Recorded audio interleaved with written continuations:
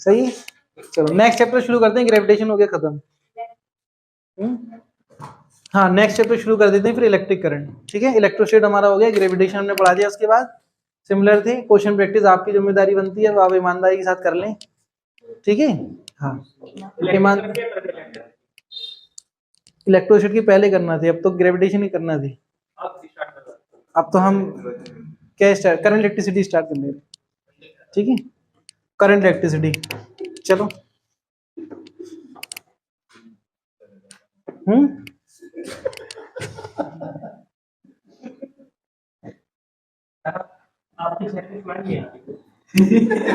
कैसे स्माइल आएगी बताओ?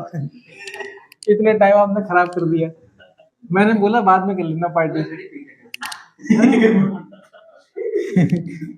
अरे वो 500 तो 10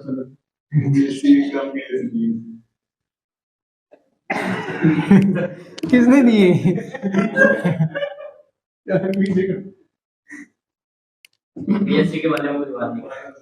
करंट इलेक्ट्रिसिटी। ठीक है, नेक्स्ट चैप्टर जो हम स्टडी करने वाले हैं करंट इलेक्ट्रिसिटी, इसमें हम पढ़ेंगे मोशन ऑफ चार्ज के बारे में। ठीक है, motion of charge with constant speed. ठीक है, जैसे हम पढ़ चुके हैं कि अगर चार्ज हमारा रेस्ट पर है तो हम इलेक्ट्रिक फील्ड की स्टडी करते हैं, मोशन में आ जाए तो मैग्नेटिक फील्ड की। लेकिन मैग्नेटिक फील्ड की तब करेंगे जब हमें ये पता हो कि वो मैग्नेटिक फील्ड किसका इफेक्ट है, वो एक इलेक्ट्रिक करंट का इफेक्ट है ना। वो भी पढ़ते हैं, मैग्नेटिज्म जो है मैग्नेट से भी मैग्नेटिक फील्ड बनती है, वो भी पढ़ते हैं। तो यहाँ पर जब चार्ज मोशन में आएगा तो उसको हम करंट इलेक्ट्रिक करंट बोलते हैं, तो थोड़ा सा उसकी स्टडी, उसके बाद हमारे पास फिर मैग्नेटिज्म की स्टडी है ना, मैग्नेटिक फील्ड वगैरह। तो अगर हम करंट इलेक्ट्रिसिटी में सबसे पहले टॉपिक की जो बात करें वो इलेक्ट्रिक करंट। बताइए क्या इलेक्ट्रिक करंट बच्चों, बताइए इलेक्ट्रिक करंट। हाँ सब कुछ आपको पता है, बेसिक चीजें सब। हाँ, rate of flow of charge, rate of flow of charge with time, with time across any cross section, across any cross section of conductor. ठीक है, जैसे मान लीजिए कंडक्टर, ठीक है, ये कंडक्टर और इसका ये एरिया, ठीक है रहा एरिया ऑफ क्रॉस सेक्शन, इससे कितना चार्ज यहां निकला यूनिट टाइम में, तो उसको हम बोलेंगे इलेक्ट्रिक करंट। मतलब I is equal to d q upon t. अगर हम इससे देखें स्मॉल चार्ज पास होगा तो डी क्यू लिखेंगे, वैसे तो हम ये लिखेंगे क्यू अपॉन टी। ठीक है, चलिए बताइए इसके बारे में। सबसे पहली बात, ये कैसी क्वांटिटी, स्केलर या वेक्टर?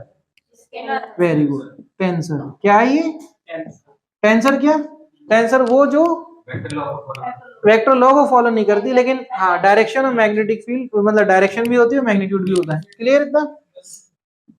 चलिए भाई बताइए इसकी ऐसा यूनिट क्या होगी? कूलॉम। सेकंड इनवर्स बोल सकते हैं, लेकिन हम इसको मेजर करते हैं एम्पियर में, तो ए।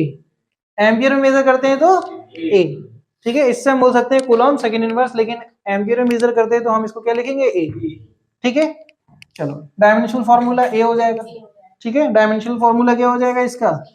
ए। ठीक है, क्लियर इतना? जब ये किसी कंडक्टर में करंट फ्लो हो रही होती है तो इसको हम बोलते हैं कन्वेंशनल करंट। क्या बोलते हैं? देखिए यहाँ दो करंट है, एक कन्वेंशनल करंट, एक है डिस्प्लेसमेंट करंट। डिस्प्लेसमेंट करंट का नाम सुना है? 2020 में नीट एग्जाम में क्वेश्चन आया, ठीक है, उसमें 2020 की बात है ये, नीट में क्वेश्चन आया, क्या क्या पूछा था उसमें? कन्वेंशनल करंट और डिस्प्लेसमेंट करंट का मैग्नीट्यूड, और दोनों का आंसर सेम था। दोनों का आंसर क्या था? सेम, क्योंकि दोनों एक ही हैं। ठीक है, अगर अगर बट नहीं रही है करंट तब, अगर किसी ब्रांच में करंट डिवाइड नहीं हो रही है तब एक ही है। डिस्प्लेसमेंट किसको बोलते हैं? आपने इलेक्ट्रोमैग्नेटिक वेव, हाँ इलेक्ट्रोमैग्नेटिक वेव में पढ़ा होगा, डिस्प्लेसमेंट करंट के बारे में पढ़ा है? नहीं पढ़ा है। मैं आपको थोड़ा सा बता दूं, जैसे कैपेसिटर है, आप यहाँ बैटरी लगाएंगे और ये कैपेसिटर है, और आप बोलेंगे यहाँ से करंट आई गई तो यहाँ से वापस आई, बोलो आई कि नहीं आई? अच्छा, कैपेसिटर के बीच में तो कोई कंडक्टर है ही नहीं, तो ये आई करंट यहाँ कैसे पहुंची, आई का मतलब Q upon T, same time में क्यू चार्ज फ्लो कर रहा है, तो ये यहाँ कैसे पहुंच गया, तो इसका मतलब जो बीच में करंट गई वो क्या है आपकी डिस्प्लेसमेंट करंट आई डी, कि उसको उसको डिस्प्लेस करा गया है इलेक्ट्रिक फील्ड और मैग्नेटिक फील्ड की हेल्प से, ठीक है, तो वो डिस्प्लेसमेंट करंट कहलाती है। इसमें हमारा जो सोर्स होता है वो एसी सोर्स होता है, ठीक है, ठीक है, तो ये क्या बनेगी आपकी डिस्प्लेसमेंट करंट, ठीक है, और कंडक्टर में जो करंट है वो क्या है आपकी कन्वेंशनल करंट, ठीक है, ये चीज आपसे पूछी गई थी। चलिए फिलहाल इसको हम जब पढ़ेंगे आगे तब बाद में जानेंगे, लेकिन फिलहाल अभी जो कंडक्टर में करंट फ्लो हो रही है इसको हम क्या बोल रहे हैं कन्वेंशनल करंट, क्लियर इतना। तो अब बात यहाँ आती है कि इसकी डायरेक्शन क्या होगी, इसकी डायरेक्शन क्या होगी, ठीक है, हाँ जी बताइए। अच्छा मान लो यहीं पर एक पॉइंट हम ऐसे बनाने हैं, if d q charge flow, d q charge passes in dt time, तब करंट क्या होगी I equal to d q upon d t. अगर आपको करंट दे रखी हो, टाइम दे रखा हो और पूछ ले कि क्यू बताओ कितना चार्ज पास हुआ, तो उसके लिए हम क्या निकालेंगे q equal to d q का इंटीग्रेशन इक्वल टू क्या हो जाएगा आई डी टी, तो हम इसकी इस हेल्प से सॉल्व कर सकते हैं, ठीक है, इस इक्वेशन की हेल्प से, क्लियर इतना। फिलहाल बताइए direction of conventional current, direction लिख लो फिर क्वेश्चन देखते हैं। Direction of conventional current,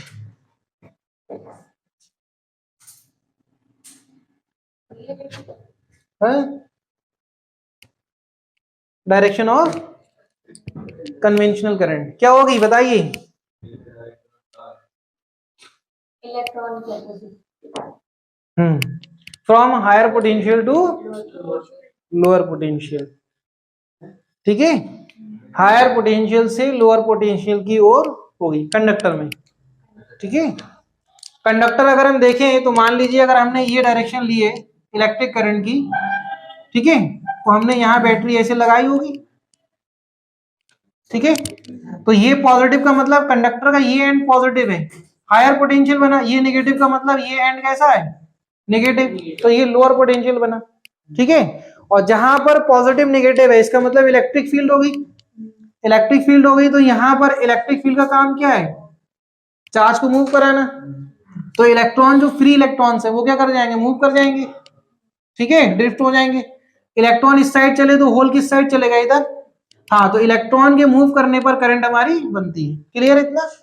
whole मतलब उसका फ्री स्पेस जो जिसको हम पॉजिटिव चार्ज भी बोलते हैं, ठीक है, ये तो डायरेक्शन ऑफ कन्वेंशनल करंट क्या होगी लिख लो बच्चों, क्या होगा पहला point from higher potential, higher potential to lower potential of the conductor,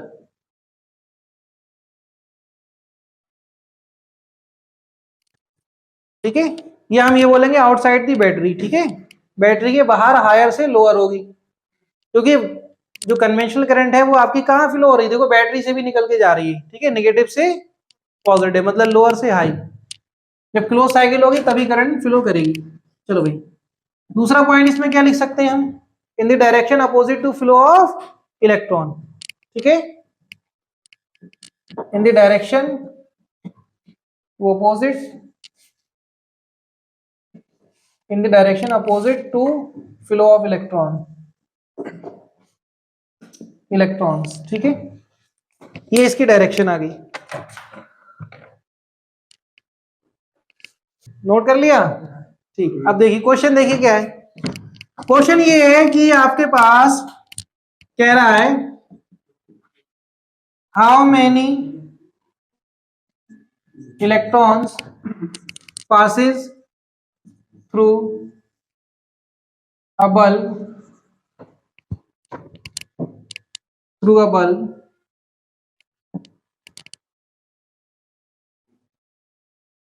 in 2 minutes if current flowing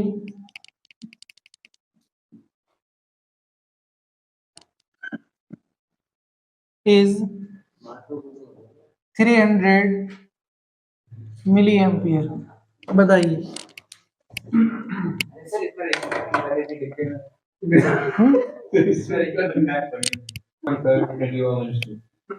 11 देख लो भाई, आई इक्वल टू क्या होगा, sir 2.25 into 10 to the power d q upon 20 d t. मतलब क्योंकि यार चार्ज वेरिएबल नहीं है ना, तो हम क्या लिख सकते हैं, मतलब करंट वेरिएबल नहीं है तो हम क्या लिखेंगे, Q upon T. Current variable होती तो हम लिखते हैं, तो ये आ जाएगा आई टी। आई की वैल्यू 300 मिली एम्पियर, 300 इंटू 10 की पावर माइनस 3, और टी कितना होगा 2 मिनट्स, मतलब 2 इंटू 60 सेकेंड, यही तो होगा। तो कितना आएगा बोलिए, देखिए 10 की पावर माइनस 3, 1 2 3 ये कैंसिल हुआ, तो ये हो जाएगा आपका 3 2 जा 6 6 6 जा 36 कूलम आंसर। सर आपने नंबर ऑफ इलेक्ट्रॉन पूछे हैं। अच्छा चार्ज आ गया हमारा, N अब मैंने देखा नहीं नंबर ऑफ इलेक्ट्रॉन्स है, तो ये आपका क्या होगा, क्यू बराबर एन ई, तो उससे एन निकाल लेंगे, क्यू बराबर एन ई 36 कूलम, ई बराबर एन बराबर 36 अपॉन ई, 36 अपॉन ई की 1.6 इंटू 10 की माइनस 19 है ना। बस सॉल्व कर लो आंसर आ जाएगा। देखिए इसको हटाएंगे 0, 16 बन जा 16, 16 2 जा 32, 440 कितना जाएगा 2.25 इंटू 10 के ओवर 2.25 नहीं, ये 0 भी है ना। सर तो आपने एक और बढ़ाया है ना, 225 आएगा, सही है,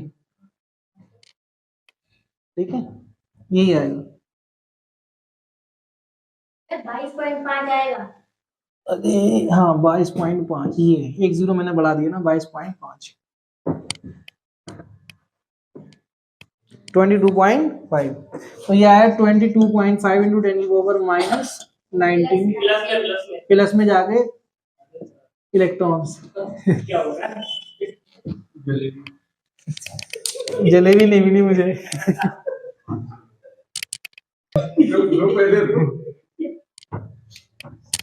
देखिए नेक्स्ट क्वेश्चन क्या है, डेराइव करंट आई इक्वल, अगर आई इक्वल है आपके, क्वेश्चन हाँ 3t स्क्वायर प्लस का 2t ampere, then find charge flowing across the conductor, across the cross section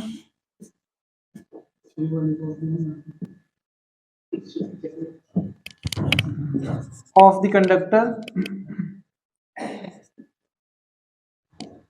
in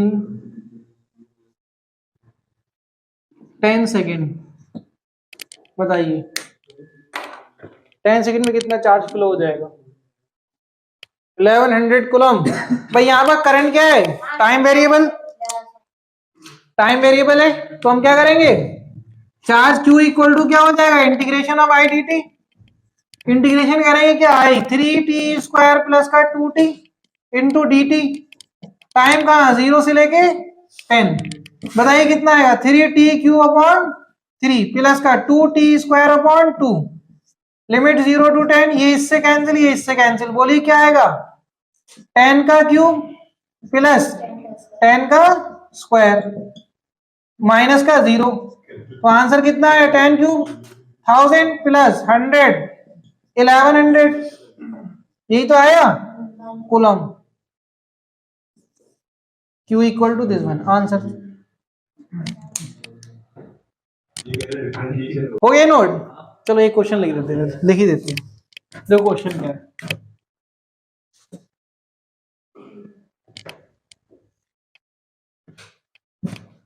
electron is revolve around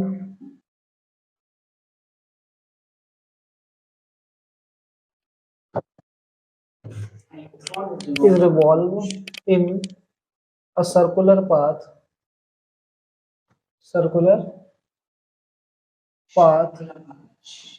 of radius 20 centimetre with speed with uniform speed with uniform speed 4 into 10 की power 4 metre पर second. ठीक है,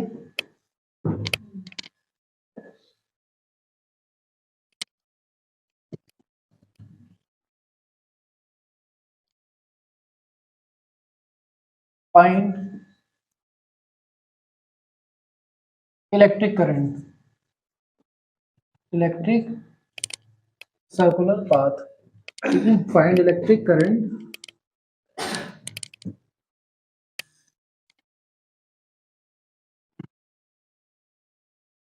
at any point of the circular loop, circular conductor।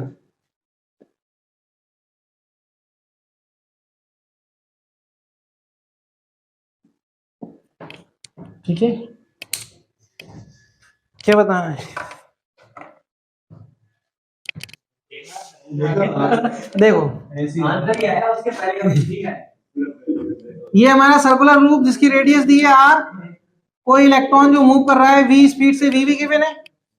मान लीजिए इस point पर current पूछी आपसे I, तो I बराबर Q अपॉन T, यही तो है। Q हमारा इलेक्ट्रॉन, T बराबर इसका टाइम पीरियड, यही तो रखोगे आप, है कि नहीं? देख लो आप, Q बराबर I बराबर Q कितना, इलेक्ट्रॉन टाइम 2 पाई r अपॉन v, तो v जाएगा ऊपर। बाकी आप सॉल्व कर लो। 1.6 इंटू 10 की पावर, ये कितना दिया है 4 इंटू 10 की पावर, ये कितना दिया है 3.14 इंटू 10 की पावर, आर कितना दिया है 20 सेंटीमीटर मतलब 0.2। ठीक है, तो यहां से पॉइंट हटाओ, ये पॉइंट हटाओ, ये 2 2 4 कैंसिल। ठीक है, ये 3.14, ये आपका 16 है, कितना जाएगा लगभग 5 अप्रोक्सीमेट, 0.5 अप्रोक्सीमेट है ना, देख लेते हैं अभी, इससे काटेंगे तो अप्रोक्सीमेट 5 आएगा ना। 5 इंटू 10 की पावर, ये 19 और ये 4 है, कितना बचेगा 15 माइनस। ठीक है, आई हाँ सही है, एम्पियर। ये फिजिक्स में तो है ना भी, फिजिक्स में तो है। तो इन द एब्सेंस ऑफ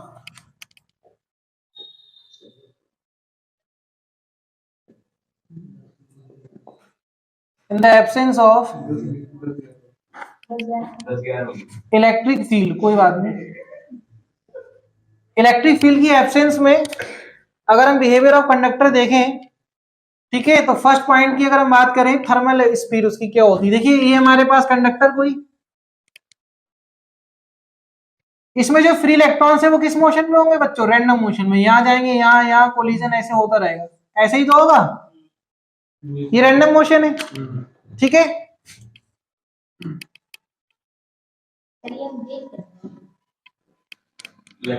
क्या चीज, in the absence of electric field behaviour of conductor. ठीक है, तो फ्री इलेक्ट्रॉन्स किस में होंगे बच्चों, रैंडम मोशन में। Average due to random motion,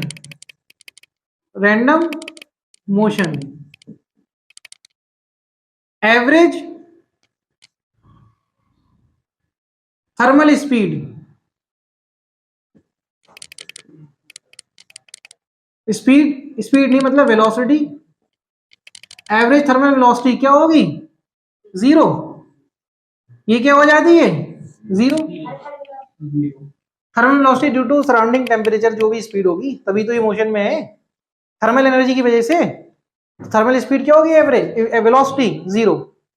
kinetic energy की बात करें तो काइनेटिक एनर्जी क्या होती है, half m v r m s square, और ये इक्वल होता है किसके 3/2 kT के। ठीक है, 3 डिग्री ऑफ फ्रीडम 3 में डिवाइड हो जाएगी, हाफ के टी हाफ के टी हाफ के T, kinetic theory of gases में पढ़ा होगा। ठीक है, तो फिलहाल यहाँ 2 से 2 कैंसिल, VRMS निकालना चाहे तो ऐसे निकाल सकते हैं, बोलिए कितना आएगा, √3 KT अपॉन m। हाँ जी, अरे पहले तो पढ़ा होगा, ये अभी नहीं पढ़ा इस सीजन में। क्लियर है इतना? देखिए इसी में होता है मीन फ्री पाथ, क्या होता है एक point, mean free path. Mean free path क्या होता है, मीन फ्री पाथ, हाँ, average distance between two successive collision, average distance between two successive collision, यहां और यहां लगातार जो कोलिजन हो रहे हैं, पहला कोलिजन ही हुआ दूसरा कोलिजन ही, तो इनके बीच की जो दूरी है एवरेज दूरी, उसको हम बोलते हैं मीन फ्री पाथ। क्या बोलते हैं उसको, मीन फ्री पाथ। इसका हम डेरिवेशन भी ड्राइव करेंगे कहां पर जाकर, केटीजी में। ठीक है, सिर्फ अभी हमें पढ़ना है क्या है, ये कोलिजन फर्स्ट हुआ, इलेक्ट्रॉन मूव करा, सेकंड यहाँ हुआ, तो इसके बीच की जो एवरेज दूरी है, इसे हर बार बराबर दूरी पर नहीं होगा ना कोलिजन, लेकिन एक हम एवरेज अगर निकाल लें तो वो क्या कहलाएगा आपका, मीन फ्री पाथ। ठीक है, ठीक है, पहली बार यहाँ टकराया, दूसरी बार यहाँ, तो यहाँ जो डिस्टेंस आई मान लीजिए 4 है, फिर इसके बाद यहाँ टकराएगा तो ये मान लीजिए 6 है, तो 4 और 6 का एवरेज निकालेंगे 5 आएगा, तो 5 जाके बनेगा आपका मीन फ्री पाथ, क्योंकि वो एवरेज है। ठीक है, तो इस तरीके से हम क्या करेंगे, total distance upon total number of collision. तो मीन फ्री पाथ लिख लो आप, थ्योरी खुद लिख लेना, it is defined as the average distance between two successive collision. ठीक है, बिटवीन टू सक्सेसिव कोलिजन। मैं यहाँ फॉर्मूला लिख देता हूं, तो मीन फ्री पाथ इसको हम लैम्डा से डिनोट करते हैं, तो लैम्डा इक्वल टू हो जाएगा टोटल डिस्टेंस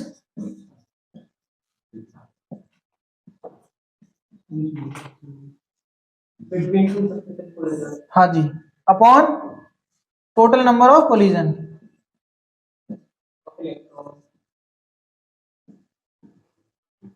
फ्री इलेक्ट्रॉन्स। ठीक है, और सर जो भी आपने एवरेज डिस्टेंस बताया उसको क्या मतलब है, एवरेज डिस्टेंस तो यही है, टोटल डिस्टेंस ट्रेवल करेगा, टोटल नंबर ऑफ कोलिजन, उससे डिवाइड करोगे तो एवरेज तो आ जाएगी। ठीक है, ऐसा यूनिट क्या होगी इसकी, मीटर, क्या होगी, मीटर, लेकिन आती है एंगस्ट्रॉम में, ये है ना, बहुत कम होती है। चलो नेक्स्ट, इसी में टाइम दूंगा,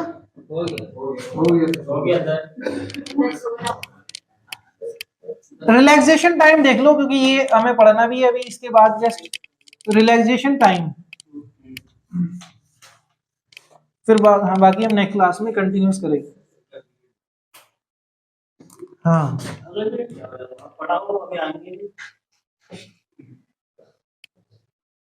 रिलैक्सेशन टाइम, हाँ, it is defined as the average time between two successive collision. अब दो सक्सेसिव कोलिजन के बीच में लगने वाला एवरेज टाइम जो है उसको हम क्या बोल रहे हैं, रिलैक्सेशन टाइम। इसको हम टाउ से डिनोट करते हैं, तो टाउ बराबर क्या होगा, total time, total time upon number of collision. ठीक है,